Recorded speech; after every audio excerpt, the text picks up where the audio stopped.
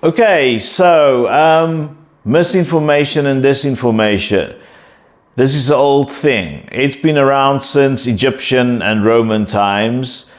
It was used in World War I and World War II. In the Cold War, the Soviets perfected it, calling it something like active measures to basically mislead like their opponents. It worked very well, like misinformation and disinformation. So let's look into some of these methods or strategies that you can use. Well, no, please don't use them. You shouldn't use them. This video is a warning to you. It's a warning to you so you can see what happens, like who will come, how they will come and try to manipulate you. Okay, so just like look for these manifestations or these clues. Okay, so false content. Okay, let's start with false content. Now, false content is simply content, any content, video content, text content, that's just not true. A good example will be Obama's death certificate. So, birth certificate. He's not dead yet. So, I don't know why people came up with that thing. It's such a bizarre thing to make up. I think probably the most, look, I know where how it started, kind of. Because he's from mixed parents. His dad is Kenyan, and his mom was was from mainland USA, and he was born in the USA. But then, to honor his dad's part of the family, his middle name was made Hussein. So Saddam Hussein, So this is obviously just some I don't want to say. How can I say this? I'm just going to say it, some retard or idiot, basically just went and looked at this, oh yeah, this guy must be a foreigner. So, he can't be president because they didn't want a black president. Maybe. Maybe there were some other reasons too, but, this one seems obvious, and it's kind of it shows you how nasty people can get. This is why you need to know how to protect yourself. Questioning your identity, your citizenship,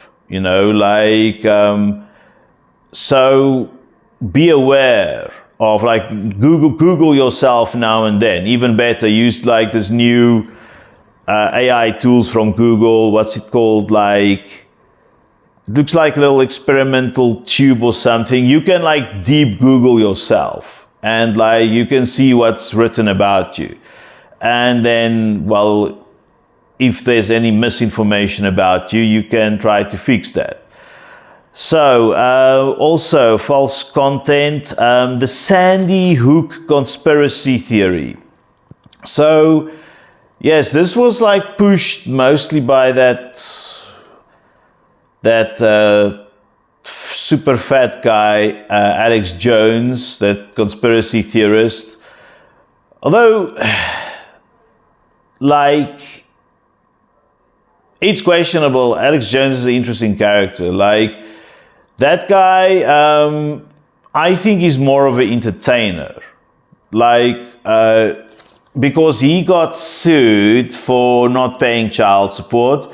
And then he didn't have a lot of money or something, or basically the prenup was in his wife's favor or something like that. He didn't pay child support. It's because he's a dodgy character, but he essentially he told the court that he's an entertainer. It's not a news service. He's an entertainer. And this Sandy Hook thing, it's possible that he even didn't believe in it. He just created content for his website InfoWars, which is one of the most popular websites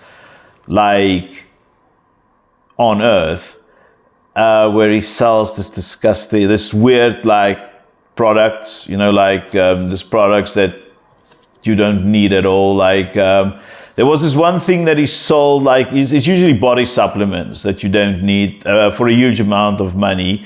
So then, like, bringing in the Sandy Hook conspiracy, that it was staged, that was like obviously a way to like make money from, to get clicks, clickbait. However, he didn't think the parents would react the way they did, because like, for those of you who don't know, Sandy Hook was this like school shooting in the US, and a whole bunch of kids got shot, and their parents then sued him, like for damages, like because I think actually yes, some of them got death threats, like some of them got death threats from these far-right nut people saying that, oh, how dare you like stage this conspiracy, you're trying to take our guns.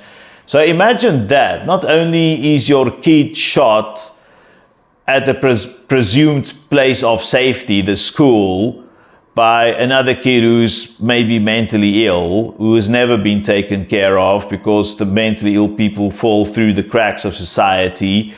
Now some guy has the audacity to like threaten to kill you because you're making it up. So obviously, these guys, they sued Alex Jones, and they did so very successfully.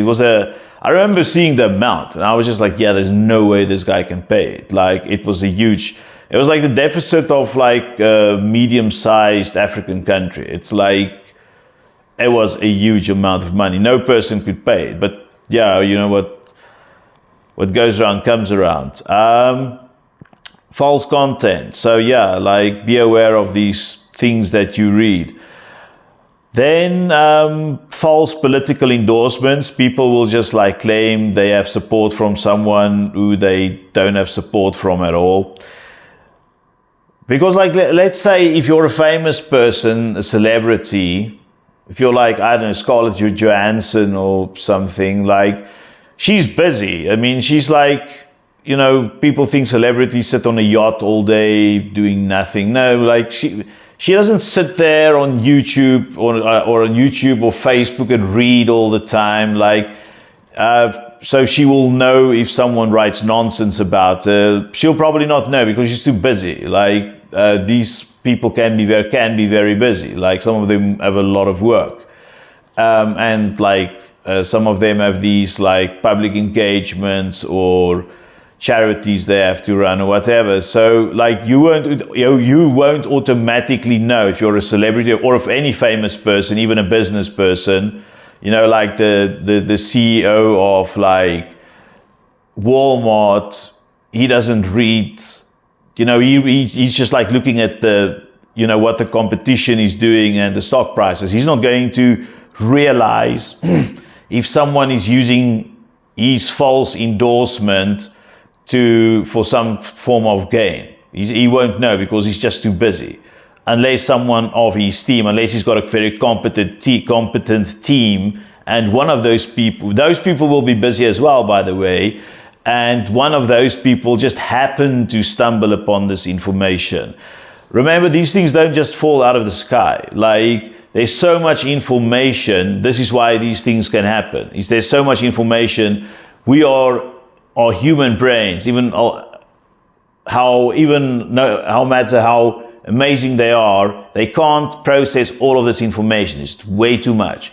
So yeah, like, now and then, Google yourself, or even better, try to find some AI software that you can always like just do some look around about what's going on. Fake news around elections, that's when false content is also created.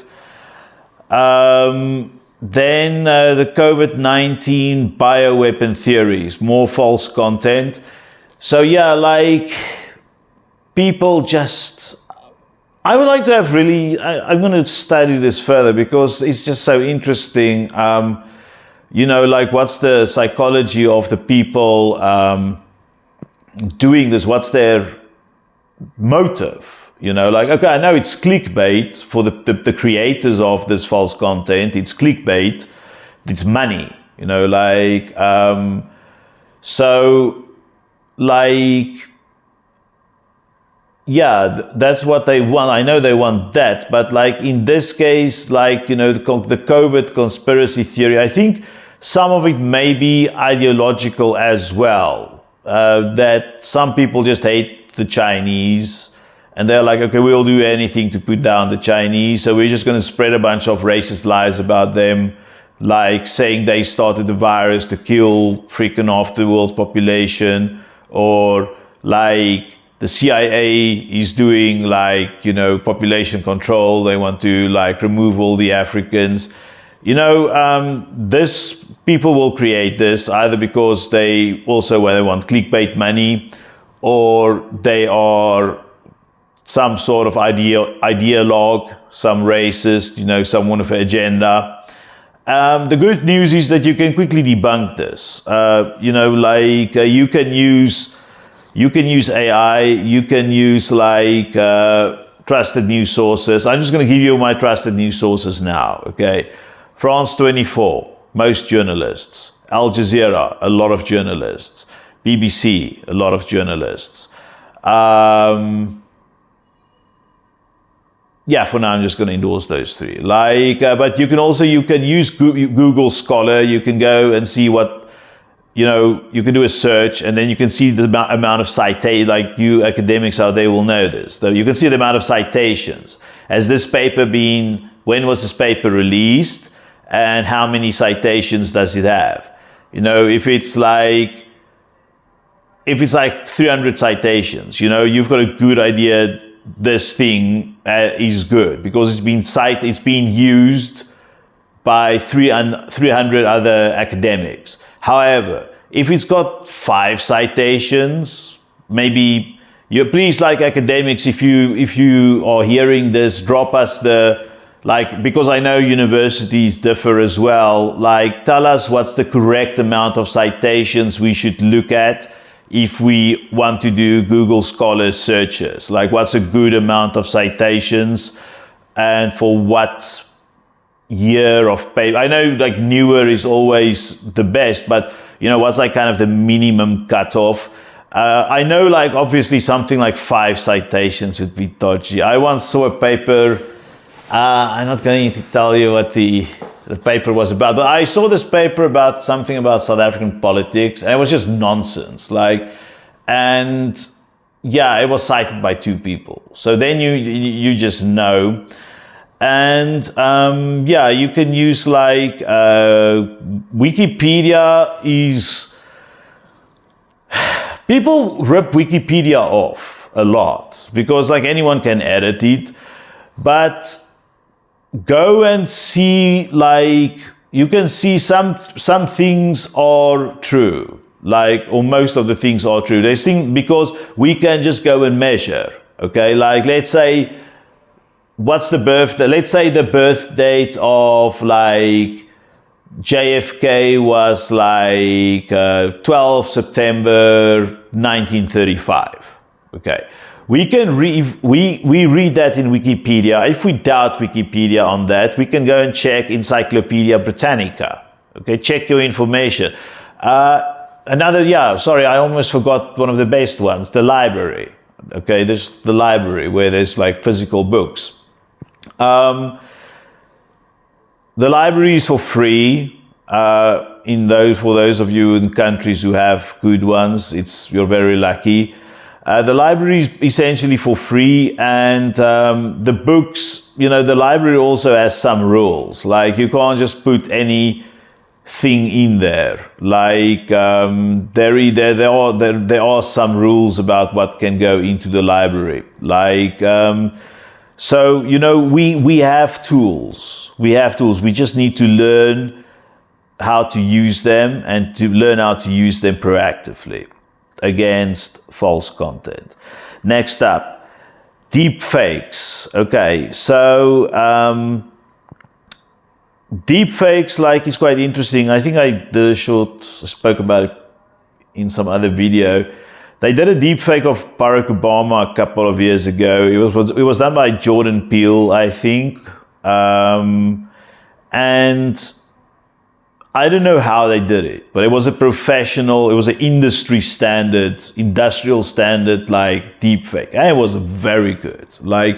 So it was funny because, I mean, Jordan Peele is a comedian, and you could see, like, you couldn't really see it because it was that good, but obviously they had to parody it because of the nature of the video, just to show you, like, oh, you've been caught, like you didn't know this wasn't Obama. So deep fakes, they're very difficult to figure out. I guess there's software available that you can, like, pass something through you can pass it through. But here you just need to be aware of the fact that they are very good and that they will exist. The better the deepfake, the more realistic it will be. So, like, you can't, like, have a deepfake of Vladimir Putin where he says, yeah, I'm going to, like, shoot all of you tomorrow with, like, 500 nuclear bombs. Like, what would be the point of that? Like, and no one will believe it. You need something that's more believable. Like, let's say Kamala Harris saying something like, I'm going to raise orange tariffs by 35%. Okay, now let's say, I don't know why she would want to do that, but let's say that's nonsense.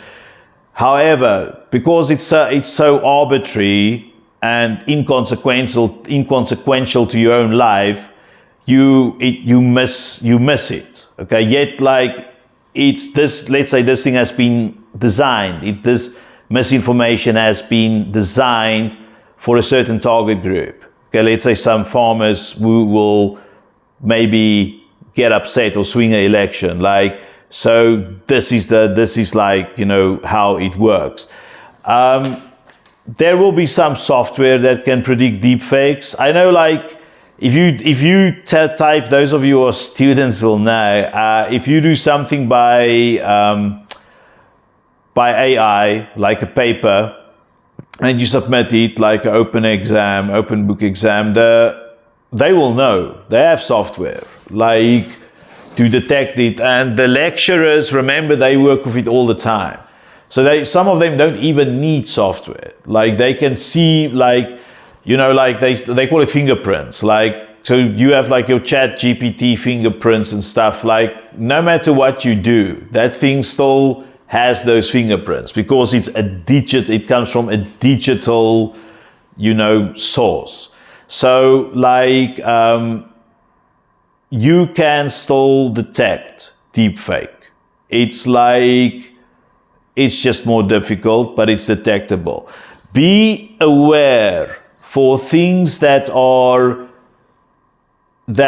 like actually not, be aware for things that are very subtle, like, some things that, like, you will believe. Like, if a statement is made and you think you may believe it, just, like, always bear in mind, okay, I'm not, like, now it sounds like I'm manufacturing a bunch of paranoia. I'm just stating the obvious fact that if I do something that's, like, totally ridiculous, like, if I tell you now I've got $1 trillion, okay, will you believe me? No. But if I tell you I've got, like, $100,000, will you believe me? You see? So, like, don't pay too much attention to the things that's, like, blown out of proportion. Look at the nuances, the subtle things, and bear in mind why they may be there, and then double check those things. Okay,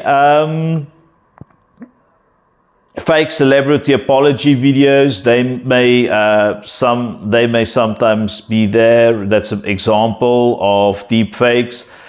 Deepfake cam girl scams, those are fake videos used to scam fans of popular online personalities. Yeah, that's like now one of the classical ways of making money. The new Nigerian king scam is just impersonate the personality using like a deep fake. And what was it? Oh yes, it was in Spain. In Spain, they caught these people. It was a crime ring. It was like a gang, and they like just was it? Who was it now? Not should I say his name? It was like some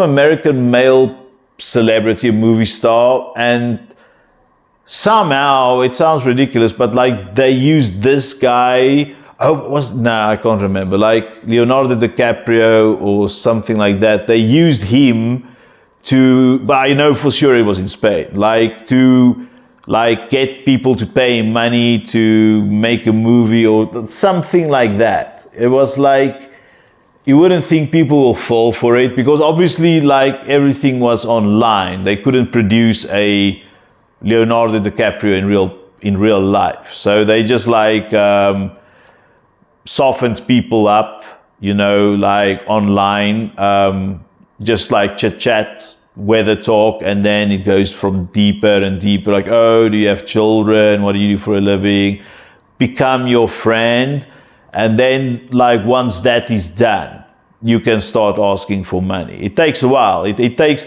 this grooming can take months, like it can take many months, like to groom someone to pay over huge amounts of money, but they are patient. The people who do these deepfake,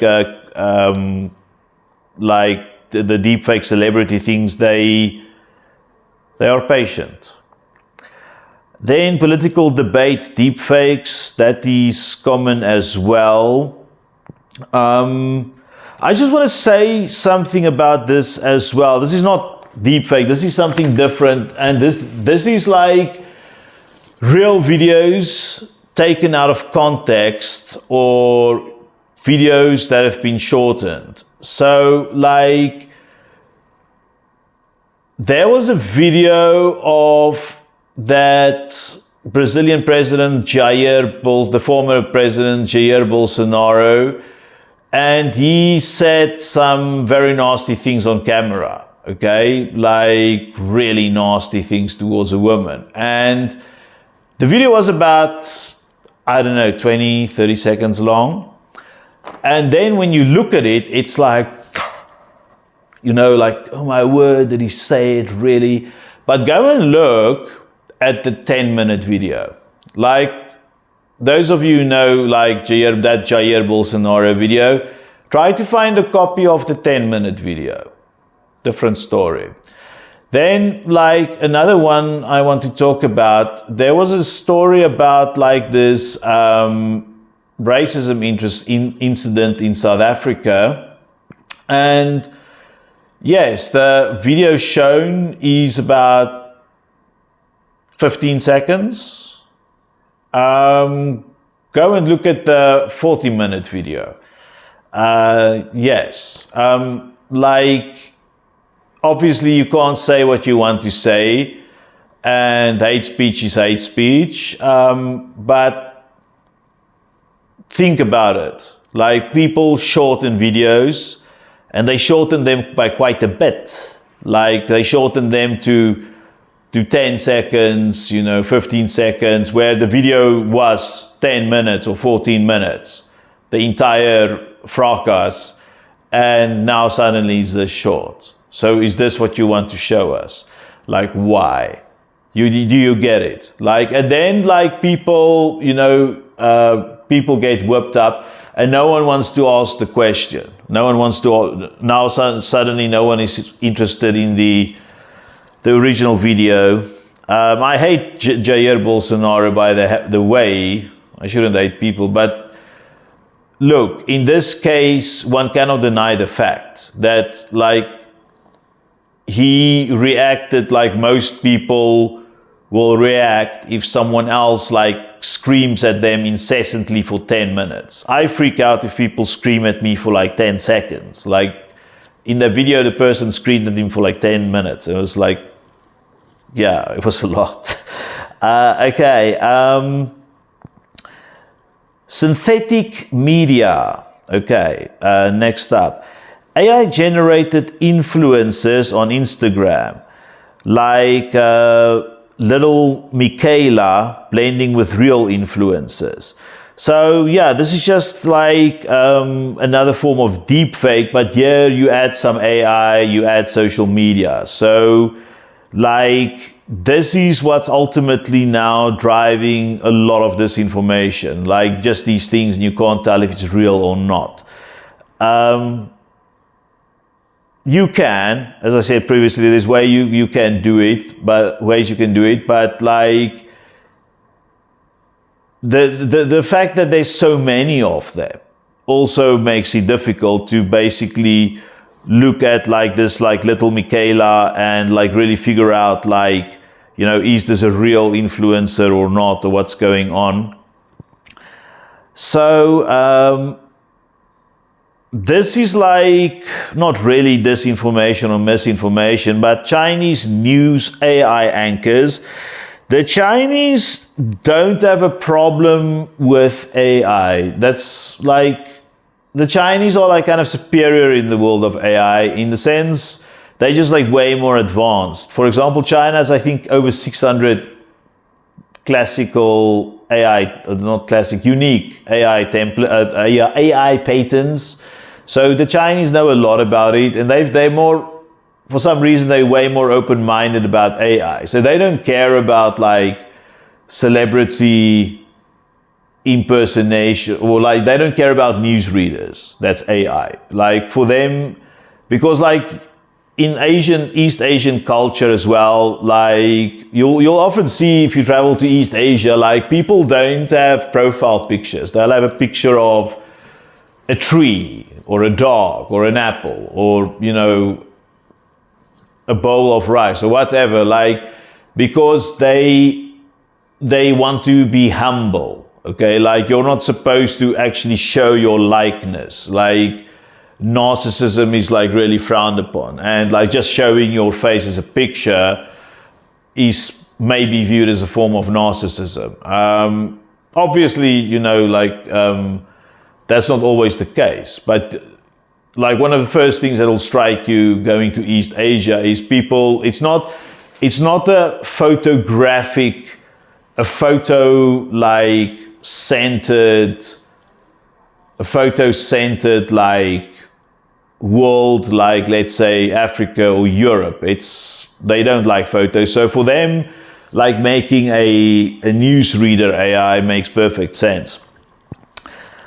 So doctor profiles online, synthetic media, AI generated doctors offering health advice. Okay, next one, AI images of natural disasters. Okay, so yeah, disasters that never happened. We see that all the time. Basically, you can draw like, you know, I use several AI like programs, and some of the things you can draw is just amazing. Like you can't tell that it's like, you know, well, okay, you can, but you have to look for a very long time at it. Like some of the stuff's just really amazing, and there's so many, you know, like human motivation is so interesting. There's like so many reasons why someone would want to do it, like whether it's to get clickbait or maliciously like get people to go away from an area so they can rob their homes, or freaking a 14-year-old kid who has made something as, you know, for shits and giggles, and like but they can do it. Like doing these things, it costs basically nothing. Okay, I pay for my programs because like I have some serious programs, but like you can get, there's so many cheap ones, free ones you can use. Like you're just like limited in you're limited in the amount you can create, and essentially like yeah, it's so easy to make these like AI images. Then synthetic supporters in political movements. So this kind of like, it falls together with the so-called bots and stuff like that.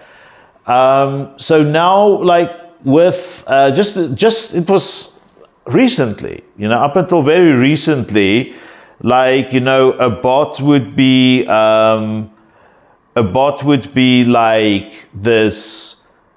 You would steal someone else's profile. I never did it, but I thought about how I could do it if I wanted to. But you will have to go and find, like, just Google John Smith. Okay, then you go onto John Smith's like Facebook profile or his LinkedIn profile, copy his picture, create a new account. That's how it used to be done.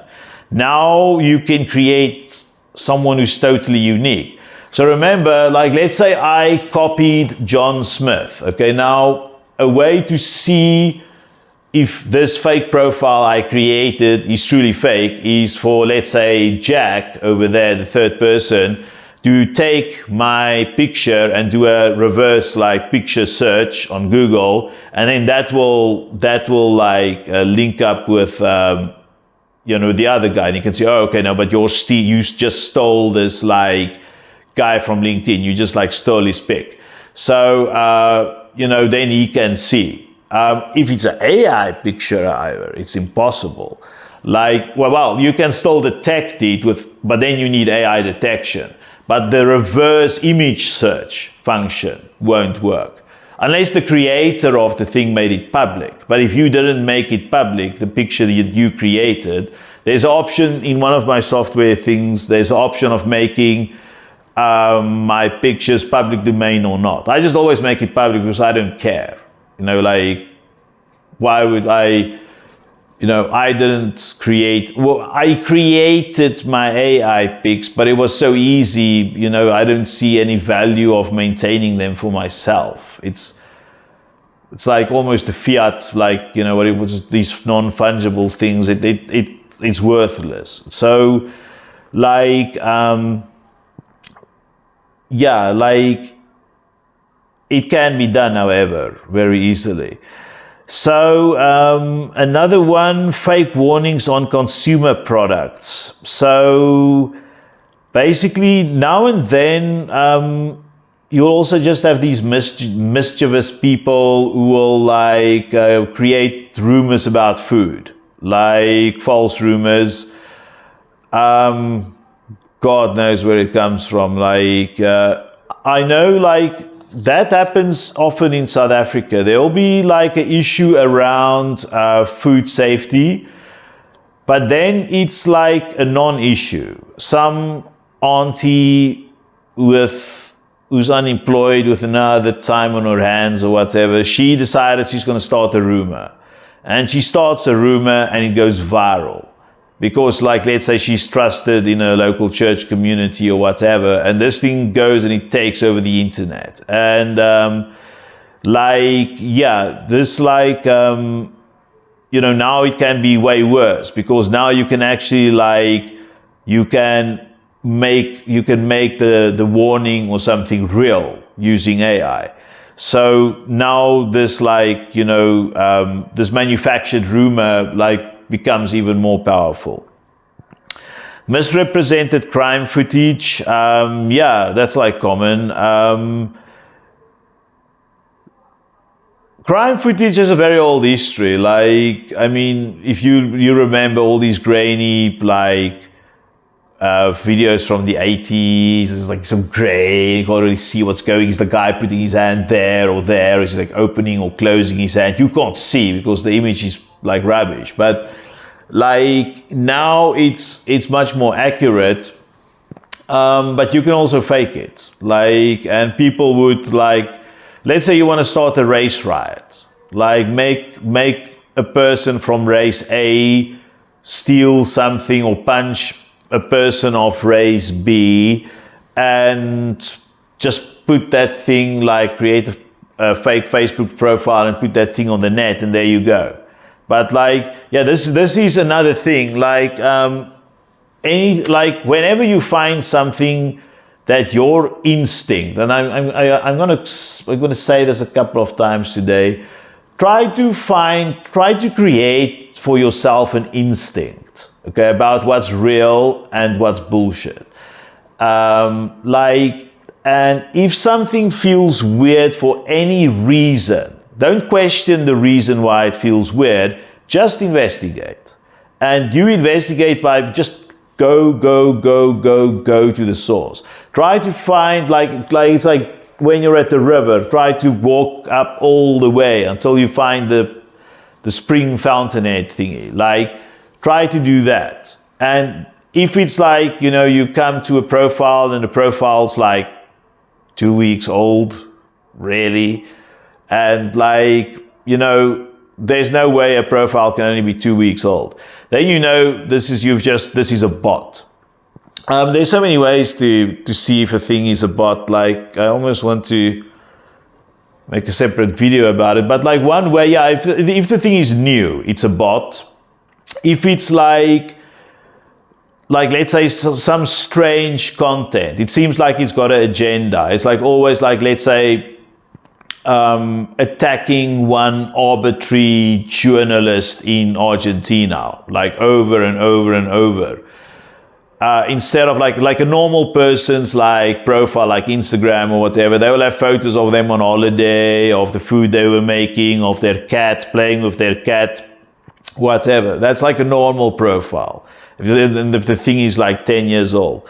Like, if you find the Instagram profile and it's like this weird, it seems that the guy is like a psycho obsession with like this one journalist, or obsession with this one product, or just like, usually also cryptocurrencies, if there's cryptocurrencies all over the place, if it's like super like hectic political views, no personal pictures, if it's just like, content from, if you find a profile pic of someone who shared something from, I don't know, the Financial Times, or someone who shared a meme from, 8shit, or what's the other one, Comedy Central, then okay, this is normal. It's like normal behavior.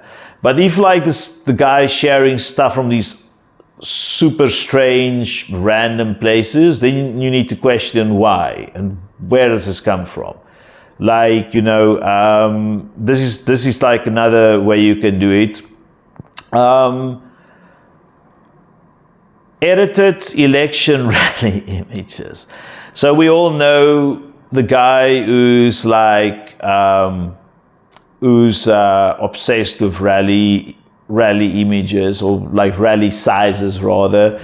So rally sizes are important in the sense that if you can show you have a lot of like people at a rally, it just energizes the group of people who support you. It's like that for not just politics, like football, rugby. If the stadium is full for rugby, it's like, even if the game, if it's like the Bulls playing the Lions, and like Loftus, that's the stadium in Loftus Versfeld, I don't know what they call it now, but like that's a stadium in Pretoria where the Bulls play, and if the stadium is full, they can lose. It doesn't matter. Like the vibe is already so strong that the people will have a good time. They're energized, and the probability of them returning again is higher. Like, even if the team loses, if like the game begins and the stadium's like 30% full, you've got a problem.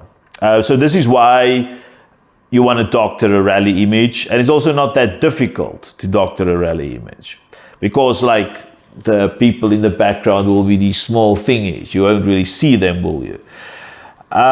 So next up, out of context media. So protests in different countries misrepresented. Okay, foreign protest photos presented as local. This one is old. And I've heard about some serious stuff happening. Was it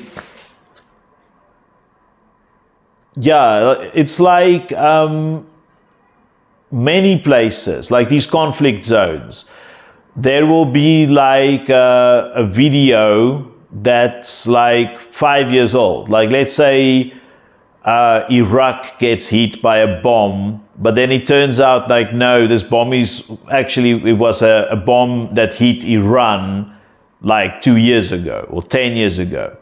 And those things, you know, like if the conditions are ready, if the social media conditions are ready, people will just like, they'll eat that up like ice cream. They will just like go for it. Like, so old war footage, that's a big thing for the Ukraine-Russia war as well, is the old war footage. The Russians like to use it.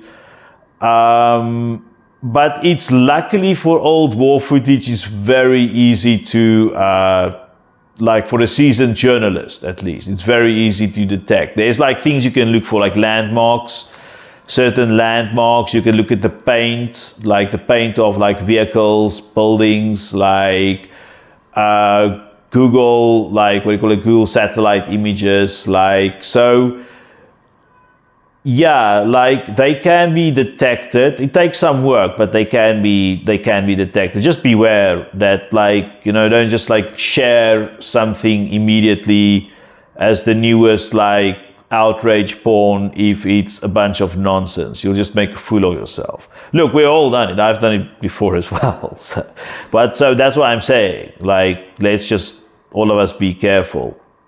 Old war footage used in new conflicts. Okay, next one, natural disaster photos from past events. It's almost the same as the war one. What's more interesting, like, is why people will do it. Like, we had it in South Africa recently. I think we had some floods or something, and people just posted this nonsense, and like, you know, people didn't realize like they were watching like old footage from you know, a different disaster. Pandemic photos reshared for political events. So photos of maskless crowds during the pandemic as current. So yeah, like when the pandemic was up and running, they would have like these people without masks, like to prove, like libertarians wanted to prove to people like, oh, but like everything's safe, but they used like old footage, so it didn't like really count. Animal attack photos reused. Old animal attack photos used to stir recent fears. Yeah, like those, what do you call those vicious things? The American pit bull or something.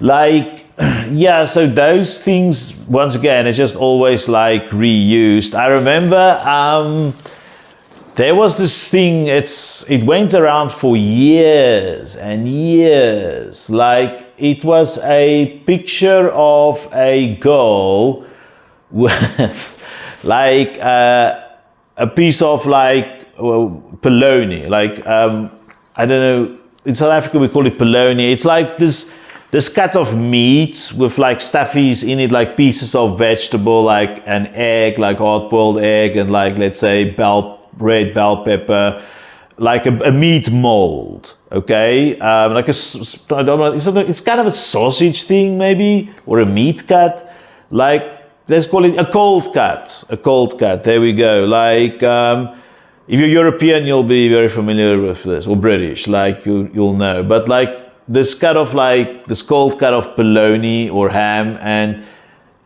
it may have been ham, and like just to like a mouth and two holes for the nostrils and the eyes, and she put it like the girl was probably like playing, she was probably like 5 or something, and she put the ham on her face, and like her dad or mom took the photo as a joke, you know, like obviously as like fair family memorabilia or whatever. But somehow this photo got out, and then people started saying, oh, but this girl got burnt in, like her house burned down, and now she needs facial reconstruction.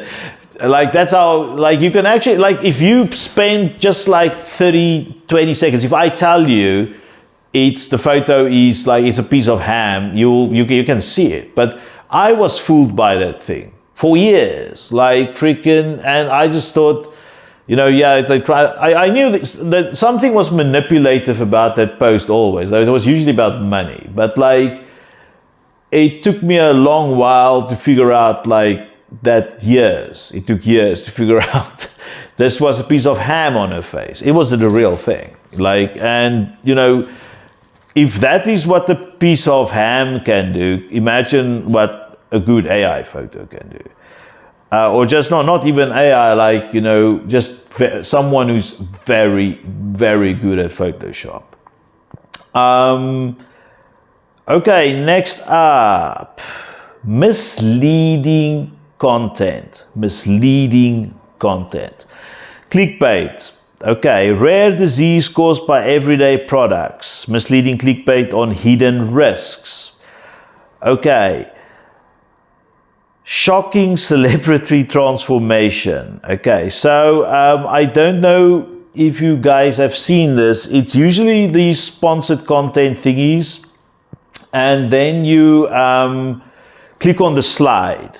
Okay, and then like the first thumbnail or the first picture on the slide is of, I don't know, Amanda Bynes. Oh geez, I feel so sorry for her. She's done such terrible facial surgery. I hope she doesn't see this video, but Amanda Bynes, if you're watching this video, I'm there for you. If you want to talk, if you want to join my podcast.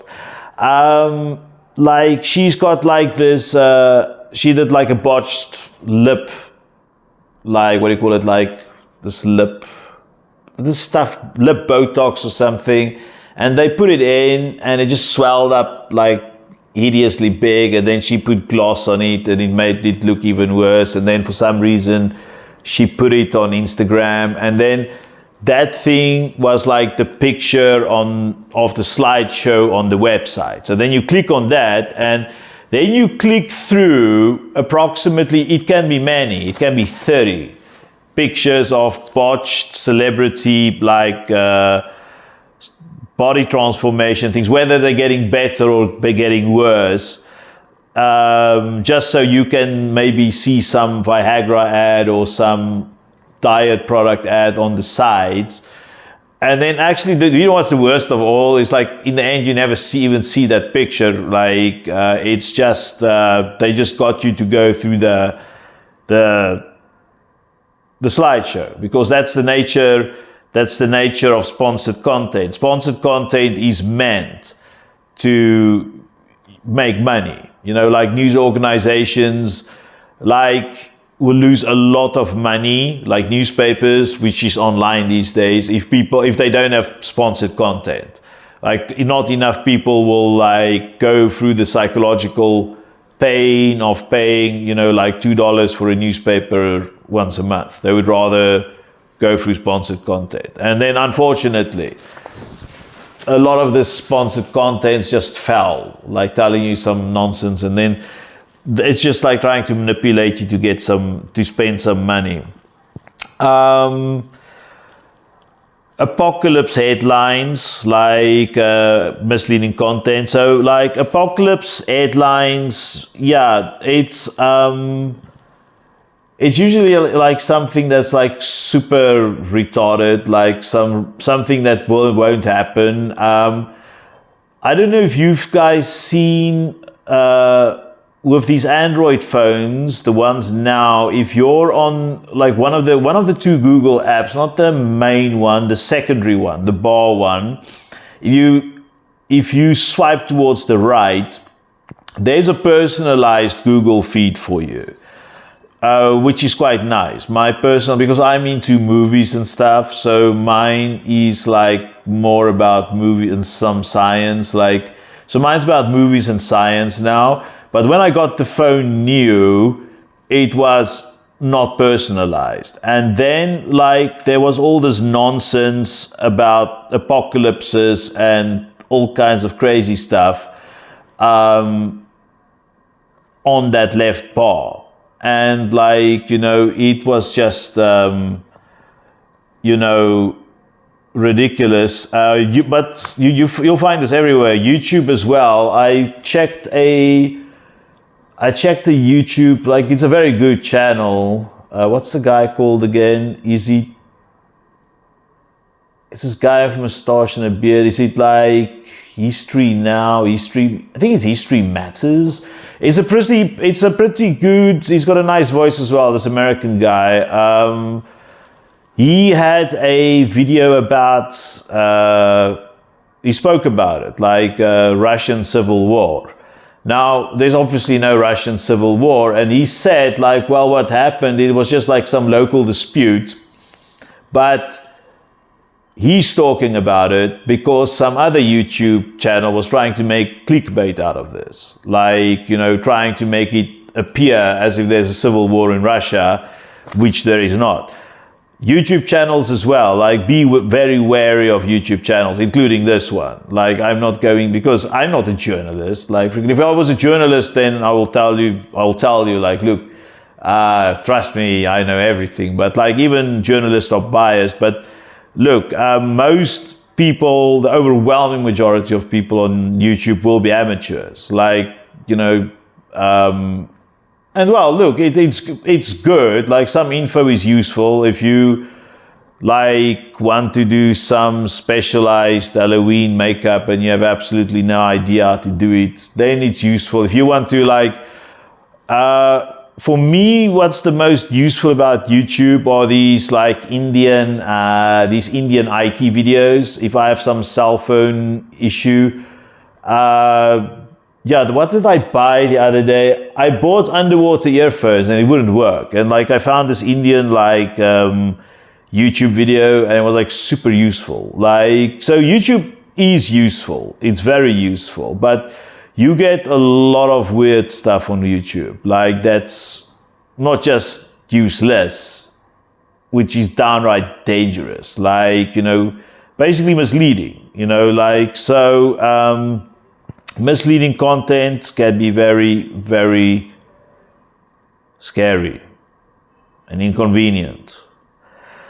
Another one, politicians' crazy new law. Another headline. Okay, so this is like you'll find this in a RT News, the Russian news channel made for Westerners or Western stupid people who the Russians want to indoctrinate. They will have headlines like this crazy headline for you to click, like clickbait, and then you go in. The same with YouTube. I do it. I have done it before. But I my opening line essentially would immediately just be like, okay, that was a joke. Okay, but some people don't they don't do it. Like they exaggerate, but then they kind of keep the tone because they know they can't, let's say, if it's like a well-known publication or whatever, or they have some reputation to maintain because of monetary reasons, they can't venture away too far from the headline. So there has to be some congruence between the headline and the body. It has to stay the same. You'll find it often in YouTube as well, just some video of some crazy the 21-year-old guy who has made $10 million. Follow me and I'll show you how to become rich in 10 days. Those things. This is a classic one. Misleading content. Scientists baffled by new discovery.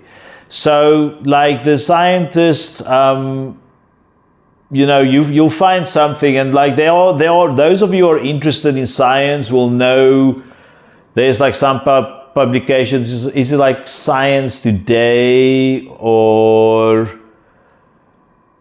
yeah, there's a couple, and then like you will find something that's, you know, it's usually if there's exclamation marks, and usually if they use the word baffled. Okay, like scientists are seldomly baffled. They'll just say, well, we don't know, or we're not sure.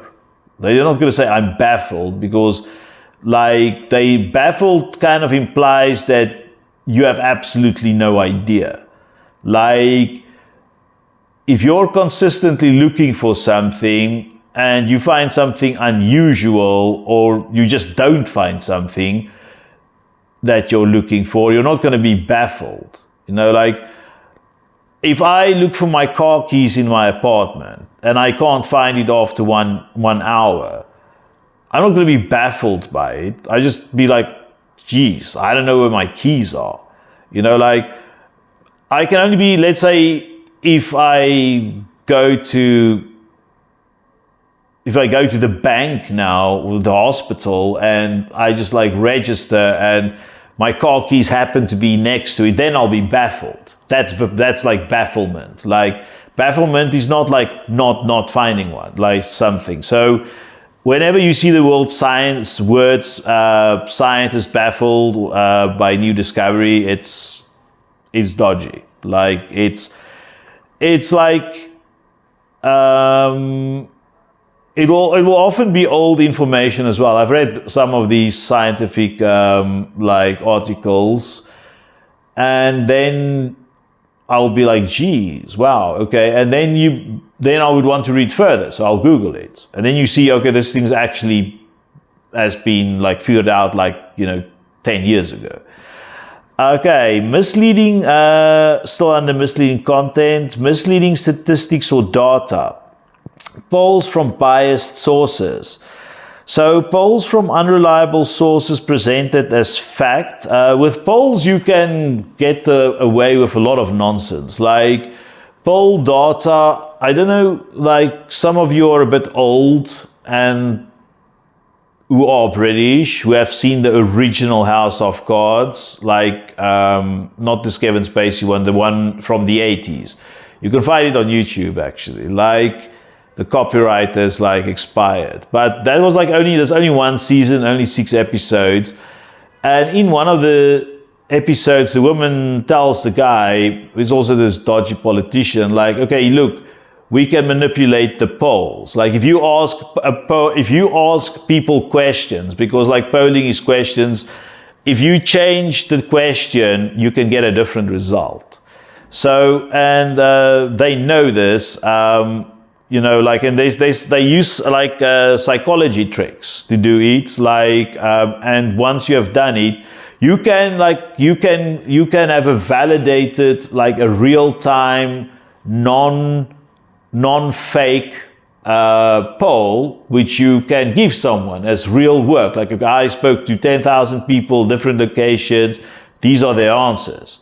But like if you change the way a question is asked, it can be small things, changing active to passive voice, like instead of like asking about something like emotion, like you'll ask someone about, let's say, a physical feeling like hunger or whatever. Like these questions like can change very easily. Like you can have the same question asked in a different way and you can get a different answer.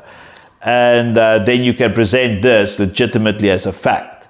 So this is another thing, like always go and read this. Do you know how you get around this? Because I always get super angry when I see a newspaper and they ask all the questions that I don't want to see answered, and the ones I want to see answered, they didn't ask. So ask yourself, what question would you like to have added? And this is how you can tell the quality of a newspaper is like, or a news source. What question would you want to have added? Okay, like, can I think of an example this quickly? Like, we can have like basically, we can have a poll about Donald Trump and Kamala Harris. One would be like,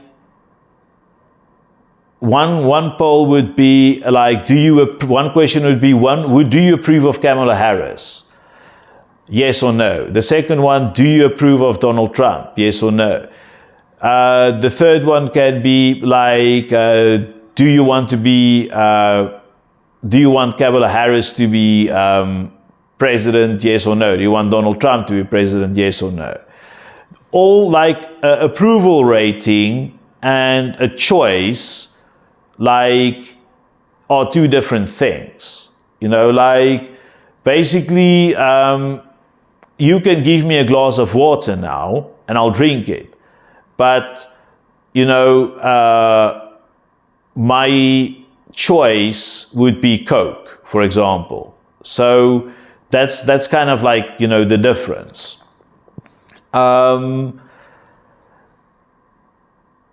Then also misleading statistics or data, selective use of small sample sizes, claiming a trend based on small or biased samples. Yeah, like, so when you do statistics, I'm not a statistician, but there has to be a minimum number, like it is based, you have to base it on science, like,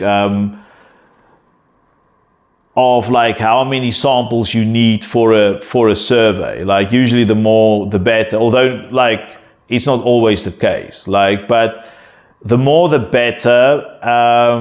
And like usually if you have to like have both quantitative and qualitative sampling at the same time, or else like you won't get like the perfect answer. Well, you'll never get a perfect answer from polling, but like yeah, the sample sizes, this is when you get like strange things happening, like in elections, if the results are so different, like the polls haven't been done properly. That happened in South Africa. Like it's usually rural voters. They don't include enough rural voters, and it's because, well, the rural voters are far away, and it's difficult to find them, you know, on the telephone. Because South Africa, you know, there's a lot of mountains, like, you know, you can't get cell phone reception everywhere. It's difficult to build a landline.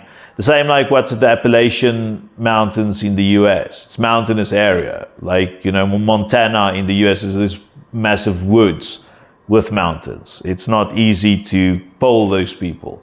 It's like, it's easier, you know, in New York, you can poll those people. Graphs with skewed axes. So yeah, like here you just like manipulate the data, you represent it in a visual way to make it look different. So you don't tamper with the data because you may become like legally liable for some stuff, but you change the graph, and then that's a way to like to mislead you. Omitting negative data is another way to mislead you. Like that's a form of lying, to be quite honest. Is me as an old man with a grey beard, if I can give you some good advice, never lie. It's a bad idea. Especially in this day and age where you can get recorded, like, you know, electronically, and it can come back to haunt you, you know, like you have a digital footprint. And omitting negative things is also a form of lying. So if you messed up, tell your boss about it. That's how you do damage control. And then just like, also don't promise them it will never happen again, because you're human, you'll make a mistake. But tell them just like you'll really try your best. You'll try your best not to repeat the mistake. That's what you tell them. Don't lie. But in any case, yeah, omitting negative data, that's classic. That was like a big problem in the Soviet Union. So the Soviet Union leaders were flying blind for a long time because the people were so scared of them that like they didn't give them the correct data. They left out the negative data. And then you get reusing old data as current data. So this is like, when there's just, for various reasons, either there's not money to create new polls or to get new data, or someone has just been lazy, or they don't like the new results, then you just use, because like now you have, let's say it's an Excel sheet, okay? So you have to you can't just hand someone an empty Excel sheet. There has to be some shitties in it, right? So you basically give them like this Excel sheet that looks populated, and it is populated, but by old data. You just put the new date in, you draw the line down, it makes the new dates. Be aware of that as well. Luckily, it's easy, old data is you can quickly use ChatGPT to figure this out. Is something old data or is it new? It will tell you. Especially if it's a good source, by the way, if you guys, any of you studying business, the World Bank and these things the IMF, they've got they will give you a date for the data, so you know how old it is. Or Stats South Africa, they'll give you the date, so you know exactly. Okay, so you won't make a mistake in a research paper. Okay. Next up, impersonation, fake brand social media accounts. So people who want to scam you use fake brand social media accounts. Imposter accounts on LinkedIn. Okay, that's an interesting one. I haven't heard about that before. But yeah, that LinkedIn, because LinkedIn's a trusted network, right? Often to scam people, scamming them in places where they least expect it.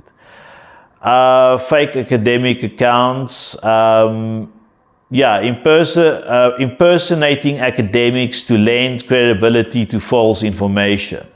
So yeah, this is what I previously said about the celebrities, academics as well, it's working people, they're not going to, they don't have time. One of my best friends is academic. She doesn't have any time to watch TV, or do anything. She won't know if she's being impersonated until much later. So be aware of that. And then fake news outlets on Twitter. This is actually one of the reasons I'm doing this video and why I started this channel. Is I just got so angry at the lies and the nonsense people create on social media. I was just screw that. I'll fight back. I will show people okay, no, you can trust other people. Just go through the process. Be aware of tools that can be used to manipulate you. Be aware of the tools that you should use to get good information. So yeah, Twitter can be a dangerous place. Be very succinct in believing on what you see in all media, social media groups. YouTube, Facebook in particular, WhatsApp in particular, WeChat in particular, Twitter, X in particular, Truth Social Media. These things, you can't just accept it as a fact because someone posted it. That's nonsensical. You can't just I'm just going to say it again. You can't just accept something because someone posted it. You have to just think for a moment, is it true? Go and find something, go and find other information immediately, do a search. Also, what you have, I haven't used Twitter for a while. I should maybe reactivate Twitter, but there are Twitter tools that you can use to go and look at what tags are trending. And that will give you at least, it won't necessarily give you the right information, but at least it will show you where's the action at. And then maybe if you know where the action is at, you can also look for where the action is not at. Okay, next section, false connection. Okay, misleading headlines. So, global warming scandal. Headlines misinterpreting climate data. Breaking economy collapse. Headlines exaggerating minor economic changes. Celebrities' secret love lives. Articles claiming insider knowledge on celebrity relationships. Politicians under fire for common practice. Headlines overstating the controversy. And 10. Dangerous ingredient found in common food. Misleading fear-mongering headlines.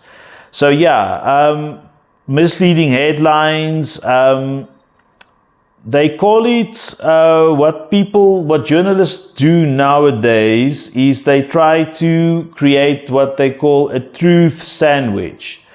And a truth sandwich is essentially, I think, how does it work? You start with the truth, then you have a misleading headline or a misleading subheader, and then the truth again, something like that, yeah. Because what you also want to do is you want to educate your audience. You want to educate your audience about the fact that they may be misled and how to react in case they are being misled. So that's like what they try to do. Usually also like when a headline, when there's like too many uppercase letters, when there's like some too many quotation marks, and when it seems like weird, when it just like seems weird and off in comparison to, you know, a normal headline, then you know. Like, so it's also usually like it's kind of like a juicy thing usually. Like they try to entice you to read this thing, and it's designed that way. It's designed that way. So that's false connection. The next thing on false connection is fake quotes. So, for example, Ben Franklin quotes on gun rights, okay? George Washington quotes on foreign policy, which they will alter. MLK on color blindness, misquotes used in racial debates. So this one, for example, would be a classical way for racist people to kind of like talk against DEI. Okay, so they'll look selectively for quotes.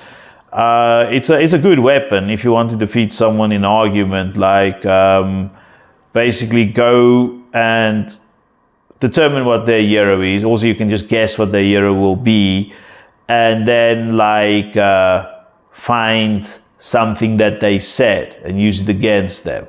I'm not saying you should. I'm just saying this is what may happen and what happens. This is happening all the time.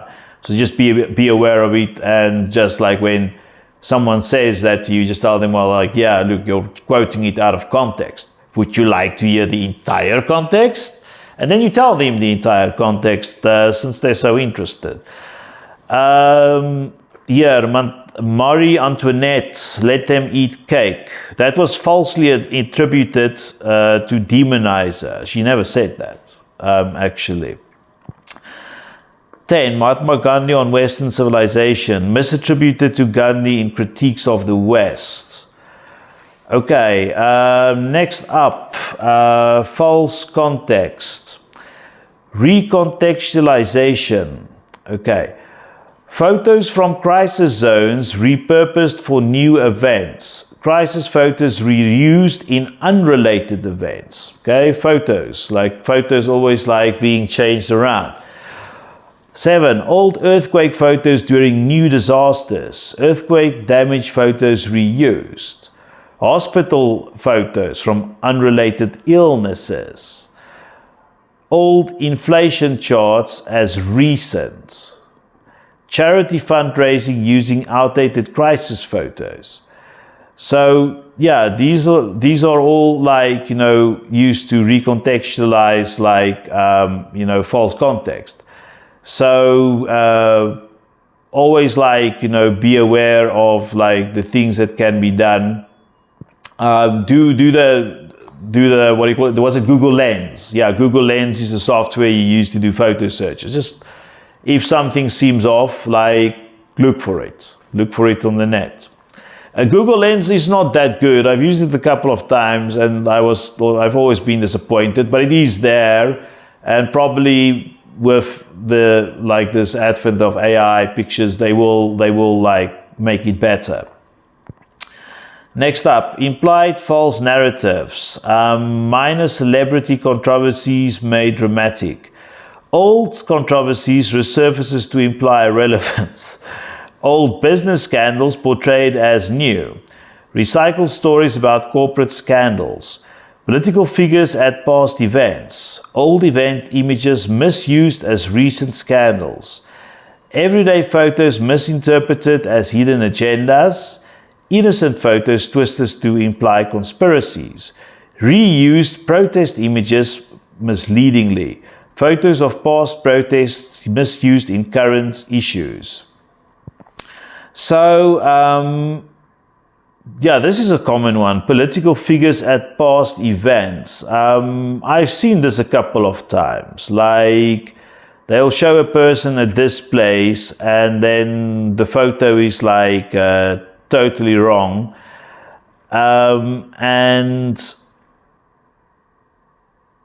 yeah, minor celebrity controversies made dramatic. So it's just like, a celebrity having a bad day at the mall, and then it's drama, like as if like, it's unusual. But, it's newspapers. Remember, the media needs to make money. Like they have shareholders. So like these people have to make money, and recycling old content is one of the ways they do it.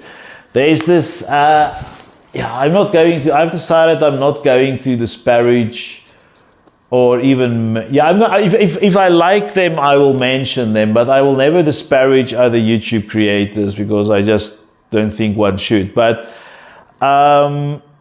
there's this guy, and I used to really like him, and he's got a lot of followers, like 10 million or something, and he just started recycling content. And people, I don't know why he does it though, like,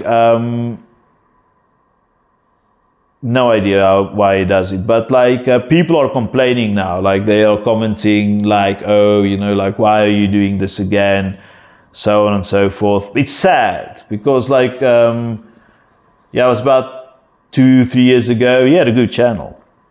Okay, next up, satire or parody, satirical news. Okay, clickhole articles as real news. Satirical headlines misunderstood as factual. So, yeah, that's for example like the Onion news, like they would just do this all the time. There was like, what was this article? It was 10 years ago. Like the Onion had this article. It was something about America or Israel. And then like in Iran, they didn't know, the news organization didn't know what the Onion was. So they took that Onion article and they published it as like a real article. Unbeknownst to them, and they kind of made fools out of themselves. But yeah, like satire is good. Like you should go to satire websites, go to the Onion, and just like read it a couple of times. I don't read it as much anymore because it's not as funny or interesting for me. But it's a good like exercise in the sense that it shows you how real you can make something appear to be. like Sacha Baron Cohen. Like Sacha Baron Cohen did this series, This is America. I won't recommend it. It's a bit, off color, and yeah, it's an acquired taste. But he impersonates himself in very real positions, and then he just takes the mickey out of people, and like in most cases they have no idea, and it's because he presented himself in such a real way. It can happen to anyone. It can easily, it can easily be done. Then it's like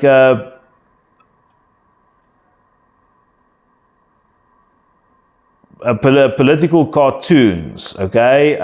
So if you have political cartoons, the cartoon humor is often taken literally. So we have I can think about one straight away.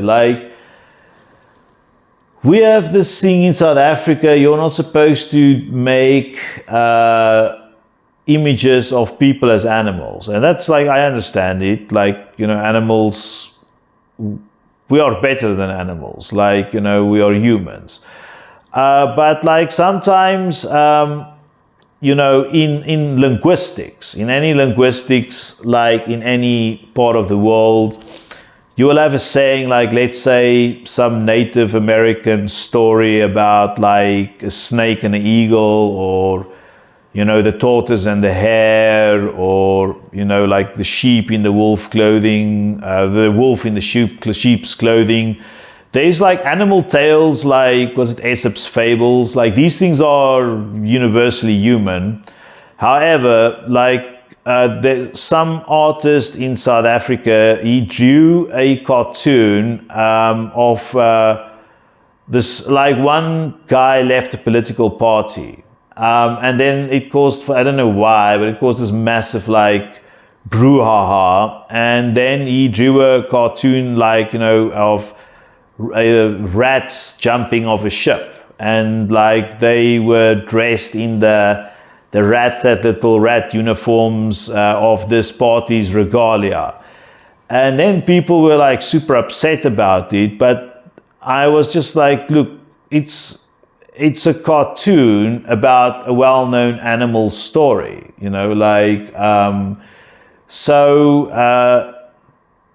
yeah, it's cartoon human taken literally. That happens very often. The same artist, by the way, the same artist. And I'm going to do a video about this guy, because this guy's been malaligned a huge amount of times, and people have a very, very selective memory, and people have short memories, myself included. We can't remember everything. There's too much information, but we should try, before we go hysterical, myself included, we should just try to think first, before we just jump to conclusions.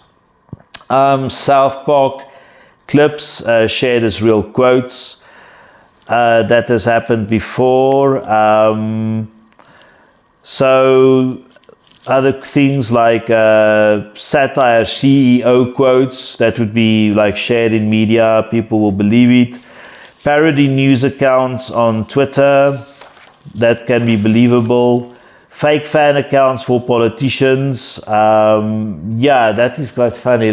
Some politicians have fan bases, and that's why you have the real Donald Trump, because someone else stole his name or whatever, and quite often it will be a fan, sometimes not, and then this person will just post a bunch of nonsense.